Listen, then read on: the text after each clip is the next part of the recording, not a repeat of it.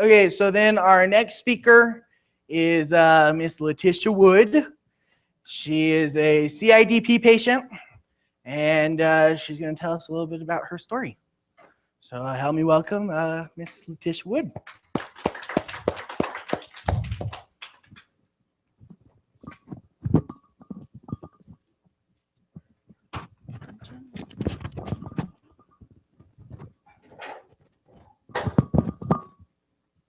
Good morning.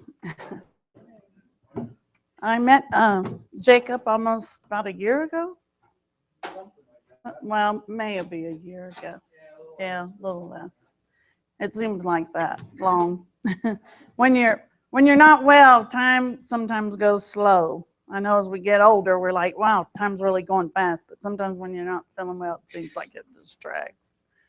Anyway, whether you're 12 or you're 50, pushing a walker in your ideal situation or life, expect.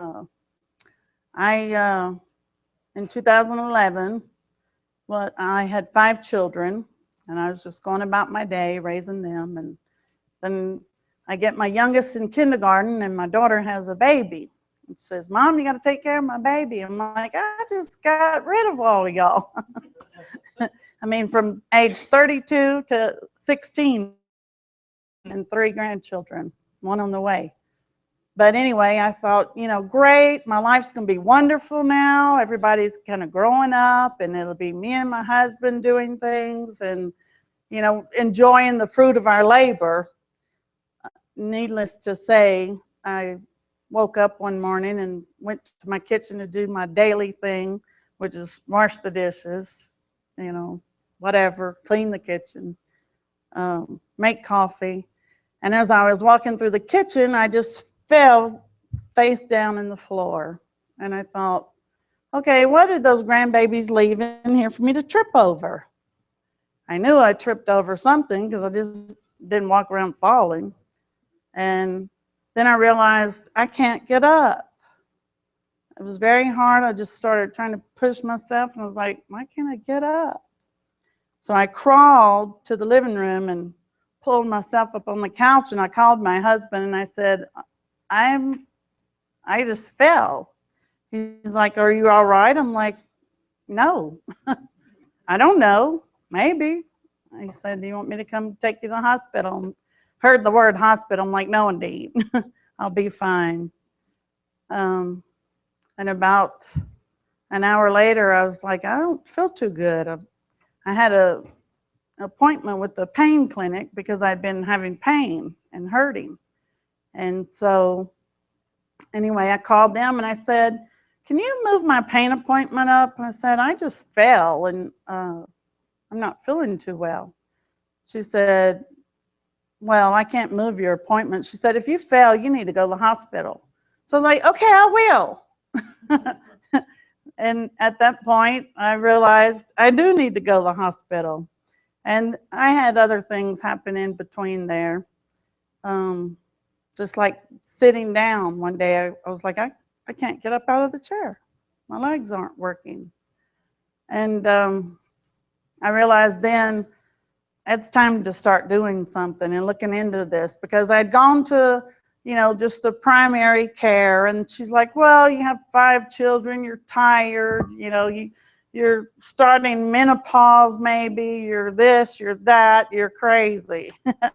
I'm like, no, you're crazy, and I need a new doctor. But anyway, she's like, here, try to take this medicine and see if that helps. And it was some kind of ibuprofen stuff. And I was like eating 6 of them, going, why am I still burning? Why are my muscles still hurting? And so anyway, that went on for a while. And then my son was graduating from New Mexico Tech. He was in engineering school. And I'm like, I've got to see him graduate. I've got to go to graduation. Then I'll go to the hospital. So I barely made it to that, and it was in Socorro. And I was just barely just walking like this. And I couldn't, if I bent my knees, I knew I was going to fall. And I was just like, thank you, Lord. You know, he's graduated and we can move on. Well, I wound up not long after that. I'm like, I got to go to the hospital. And my husband's like, really? For what? And I'm like, you know, I fell and my muscles hurt and I'm not doing so well. So I did. And that day at the hospital was a nightmare because I went in and it was 2 years later before I came out. I was like, I wish I would have never went there. They gave me a spinal tap trying to see what was wrong with me. And at that point, I'm like, who put on these cinder block shoes? I cannot move my feet. They feel like lead. Can't move my legs. What did y'all do to me? And I just knew, you know, they did something with the spinal tap. After that, I couldn't walk. I didn't get up. I was in a wheelchair for 2 years. And it got so bad, the CIDP, it took, I had 5 neurologists at Presbyterian Hospital. One told me I had Lyme disease. One told me I didn't have Lyme disease. I had neck surgery a few years prior in 2007. And when I woke up from that, I couldn't move this arm and this side was kind of slow. So they don't know if I got bacteria when they did the surgery, if they got bacteria down in my spine. Well, needless to say, through all that, I found out my neurologist nicked my spine in neck surgery, but never told us anything. And it was, you know, 3-4 years later, so we couldn't do anything with that with him. And I had another surgeon saying, well, your blood vessels are wrapped around the metal plate they put in your neck. You need neck surgery again, but you can't have it because it's too risky.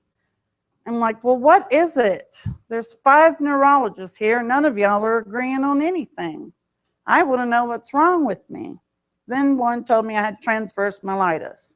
So that took us on a field trip. Okay, transverse myelitis. Isn't that what the race car driver, Cody Answer, had? And my husband got a hold of the Cody Answer Foundation for transverse myelitis. And we found her doctor, Dr. Becker, I think is his name, in Baltimore, Maryland, at Johns Hopkins. They have a transverse myelitis rehab. So my husband took me there. We spent about a month there, and it was just full on rehab. 6 o'clock in the morning, I was up over there. 6 o'clock in the evening, we were getting back to the hotel. And the whole time they were like, you know, okay, you got to do this, you got to do this. I'm like, I can't. Right. You know, you plug in a toaster, you expect toast to pop up. I'm plugged in, but I'm not popping up anymore. I told my husband, I'm sick of this. I'm going home. And I was like, it's not working. They're just wearing me out.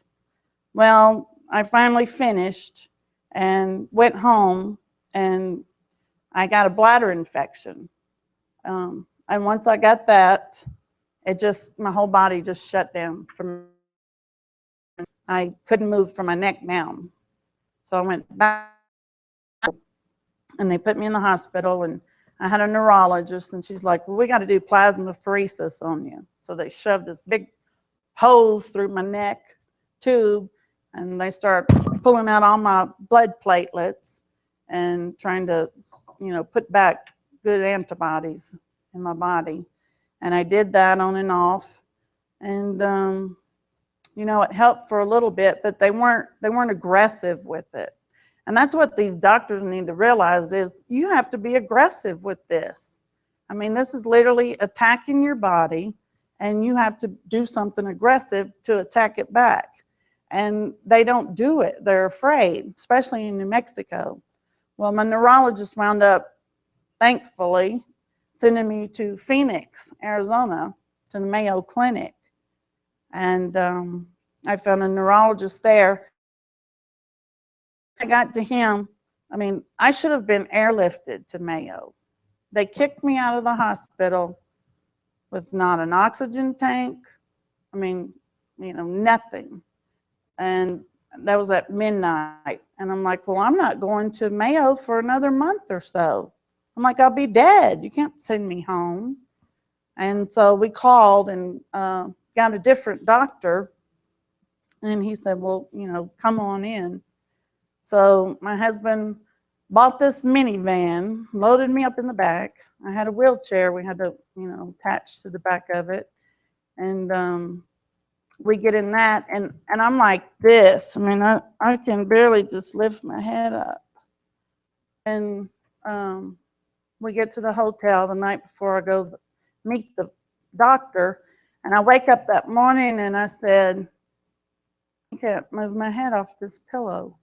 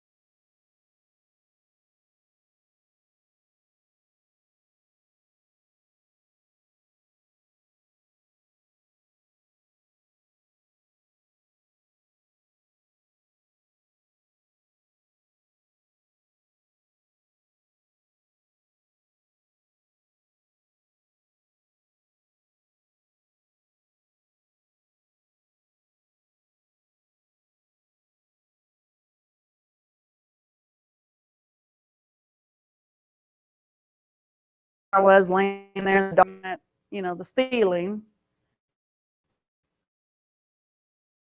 and people crying, or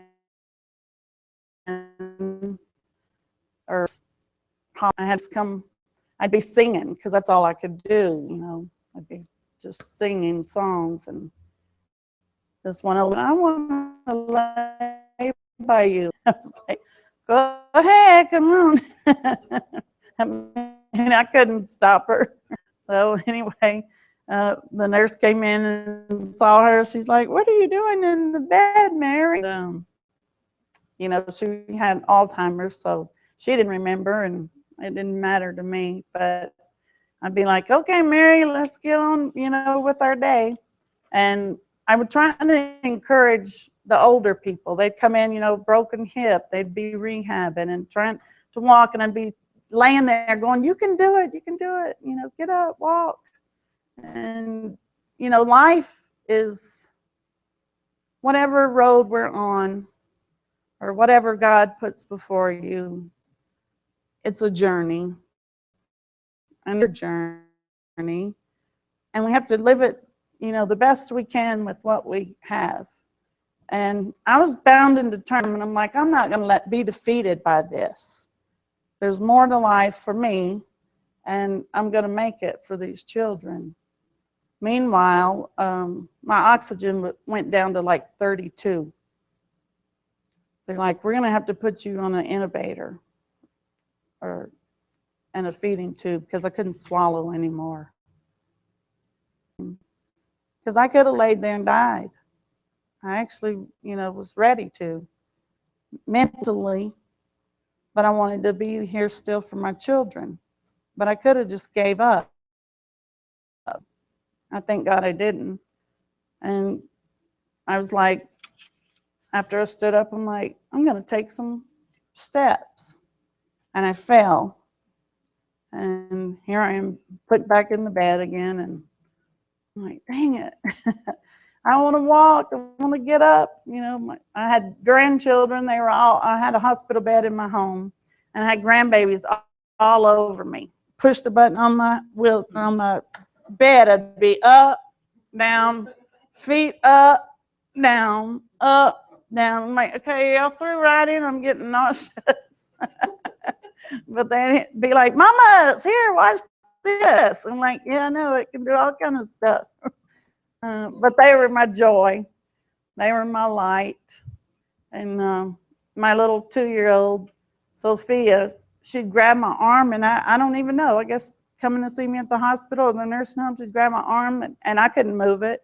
And she'd be like, 1, 2, and just 3, 4. I mean, like, okay, hang on.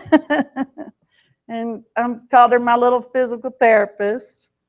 And then my older granddaughter, she was like 7, 8. And she'd get her little notepad pen. Okay, Mamas, what hurts today? I'd be like, my legs. What else? How do you spell that? So I called her Dr. Melania. And then my little Noah, he was maybe 1.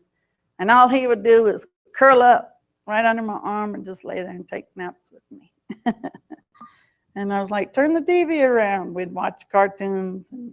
And I was just like, that is not what I pictured me doing with my grandkids, because I was highly super mom active. I used to umpire for Little League, played ball with all my kids, just did whatever needed to be done, I did. And I just thought, I was always strong and healthy. How can I have this? I didn't understand it. And nobody else understood it, and nobody else could explain it. Oh, you have CIDP. Yes, what is that? And it's chronic inflammatory demyelinating polyneuropathy.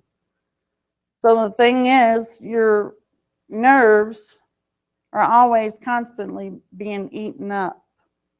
I'm on chemo now, and that's been helping. And I hope it continues to help, because I got off the IVIG. One time that IVIG gave me like a mini stroke. It's very harsh. And I don't know. I haven't figured out exactly what the answer is for, these diseases. But I'm trying to research and, just to help people with what I know, what helped me. And hope it helps someone else, because my doctor said, I've never known anybody with CIDP as bad as you.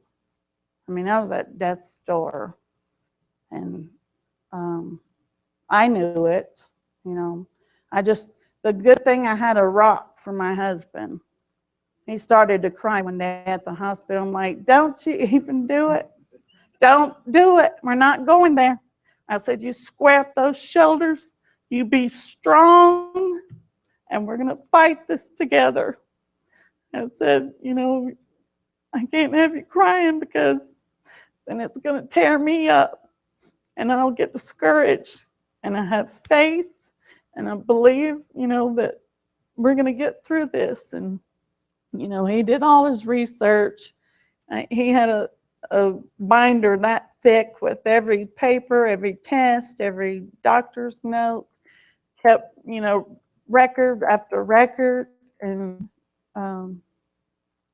he was just, drugged me here, drugged me there, carried me, put me in the wheelchair, took me, to this rehab, that rehab. Even at home, I was, had a catheter, changing my bag. My 12-year-old was my 12-year-old son.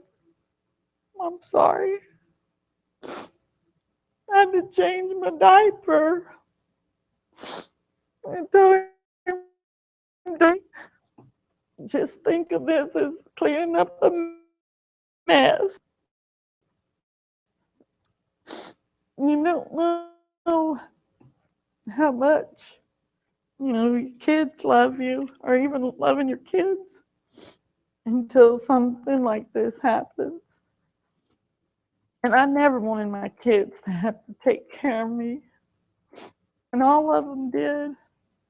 And my daughter would stop by before she went to work and change my catheter bag and, get whatever I needed. My would come home every day after school and help me get on the porta potty once I could get up.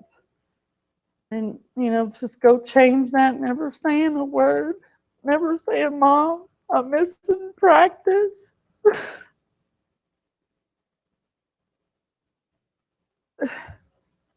My daughter, teenage daughter,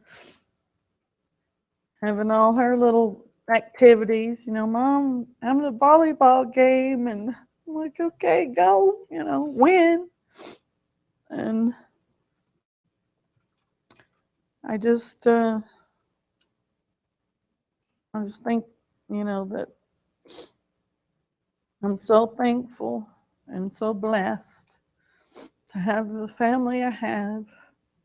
And I used to say, I can't wait for all you kids to grow up and get a place of your own and quit tearing up around the house. And, because I worked hard with all of them. And now I'm like, I don't care what you do. Tear up, jump on the couch, whatever you want to do, it's fine with me.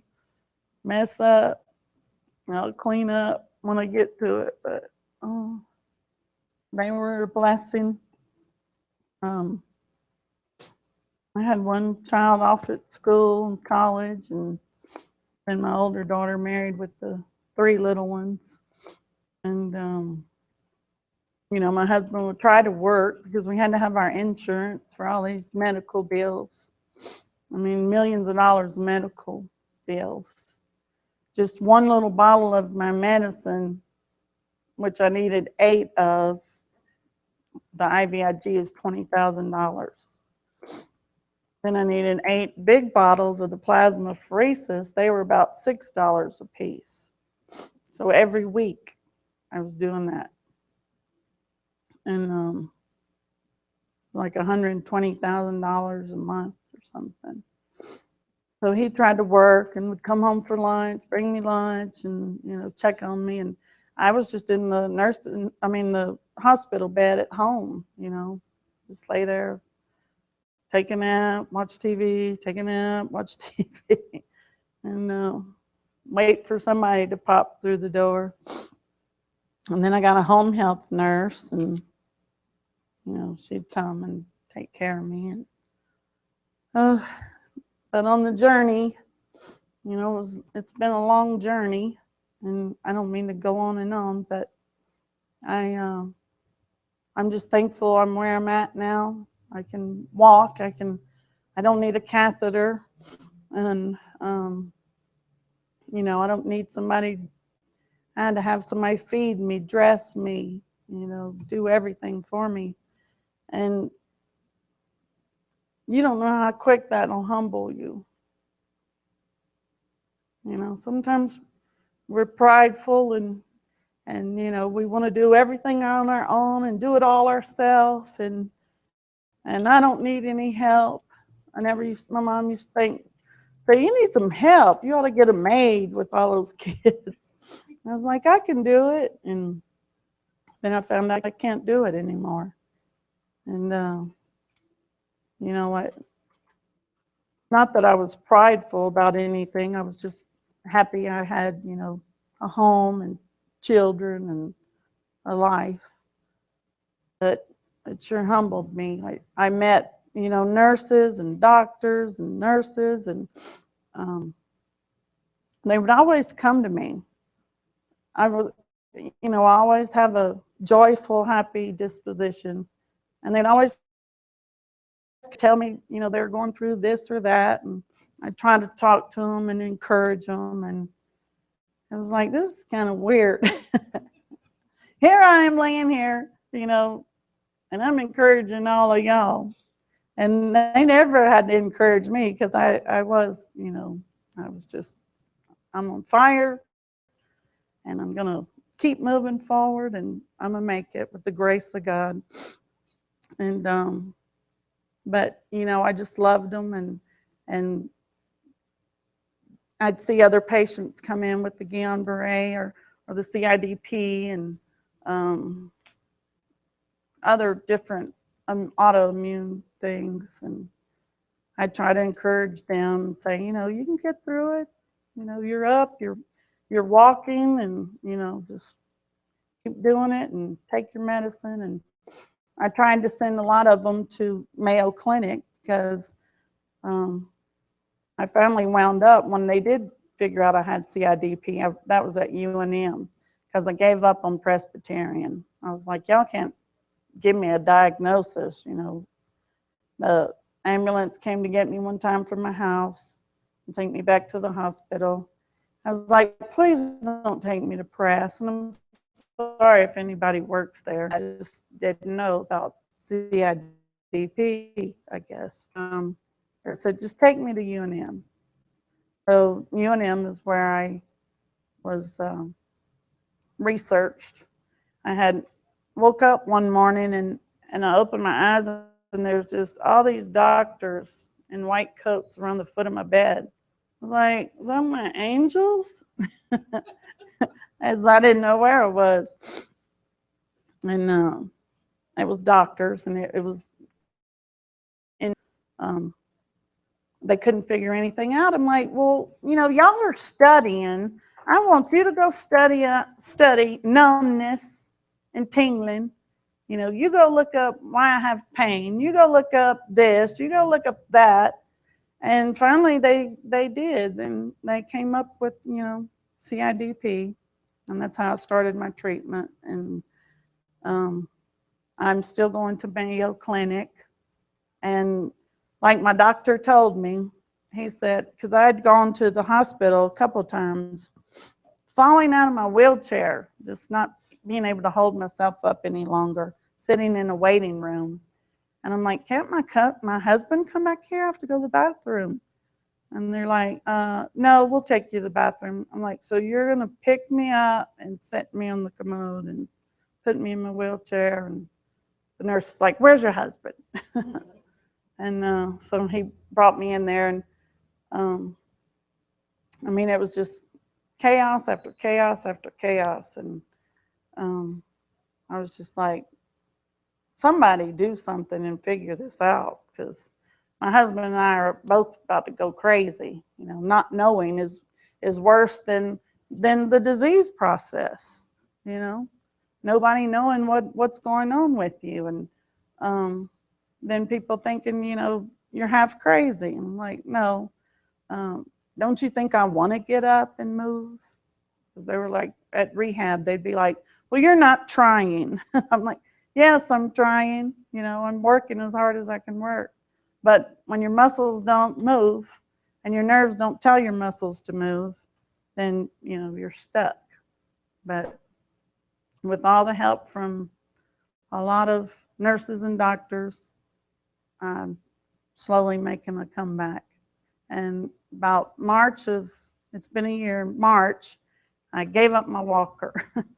I said, I'm going to do this without a walker. And if I have far to go, I use a cane or I go to a store that has a cart because I have to push something. But I'm just glad to be here. And I'm glad Jacob is here. And I'm glad that, he's decided to do this, because even when I was in the hospital, we were trying to come up, we need a CIDP, support group. I met my older son's football coach, was laying next to me with CIDP, and we kept going, we know you. I think we know you. And, 15 years later, we're both in the same spot. I'm like, what were we drinking at the football games? But it was strange, that he had CIDP too. And I wish he was here. He's a wrestling coach at one of the high schools, so he's off working today. But I'd like him to be at the next one. And I guess I'll let y'all go. I've talked your ear off, but it's good just to keep encouraging Jacob, and be patient. It takes patience. My husband was like, what are the dishes in the sink? I'm like, I'm taking the day off. I'll do them tomorrow. He's like, well, what's in the dishwasher? I'm like, it needs to be unloaded. That's why there's dishes in the sink, because I don't feel like unloading the dishwasher, and I don't feel like loading the dishwasher. He's like, no, I'll do it. I'm like, no, just leave it, and I'll do it tomorrow. Then, it was drinking glasses and coffee cups, because we went to lunch yesterday, so it wasn't like I'd cooked a big meal. But, thank God I can cook for my family now, and I can do dishes and laundry, and just doing the best I can with what I got. And just keep encouraging Jacob, and he's a fine young man, and I'm sorry that, he's doing, and I don't, handling it that young would be awful. Like I said, even at my age, it was awful. And I just hope they find something that'll work. I know stem cells supposed to help, but I kind of was too sick for them to try that. And he's saying he can't find a doctor. I went to a new primary care last week, and about CIDP, you need to be on steroids, and I'm not going to give you the medicine that the Mayo Clinic has prescribed for you. My neurologist, that is a CIDP expert, and here's a young 30-something-year-old telling me what he knew about CIDP after looking over a sheet from a neurologist like that, going, oh, well. I'm like, you know what? You can't be my doctor, because I don't think you know anything about CIDP. It's hard. It's hard finding a doctor that's going to listen to you, or that knows what the diseases are. They don't know what you're going through. And I told him, I said, if I came in here with the flu, and you've had the flu before, you would know what I feel like. But I have CIDP, and you don't, so you don't know, what that is or what it does to you. Because apparently, you would know that I need to be on what my neurologist has me on. So I'm in the process of looking for a new doctor too. So I feel you there. But thank y'all for listening, and I hope we grow. I know we'll grow as a group. But thank you, Jacob, for having me this morning, and you be encouraged too.